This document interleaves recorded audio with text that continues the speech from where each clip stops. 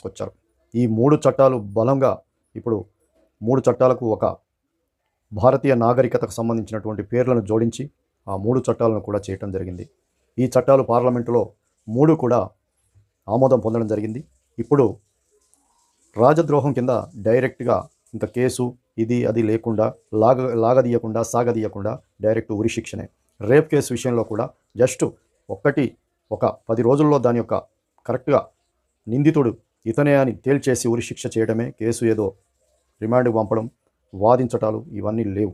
ఇక ఉగ్రదాడి కూడా రాజద్రోహము ఏదో దేశద్రోహం కింద చిన్న చిన్న కేసులు పెట్టేది. అది అలవాటుగా మారి దాన్ని అసలు రాజద్రోహము దేశద్రోహమే అసలు ముఖ్యంగా భారతదేశంలో వేళ్ళూనుకుపోయి ఆ ద్రోహం చేయటం అనేది ఇక అది అలవాటుగా అయిపోయింది. దీన్ని సీరియస్గా తీసుకున్నటువంటి మోదీ గారు దీని మీద కూడా ఉరి శిక్షనే. ఈ 3 కూడా డైరెక్ట్గా ఎక్కువ కాలం సాగదీయకుండా ఉరి శిక్షనే అమలు చేసేటట్టు మిగతా ఏది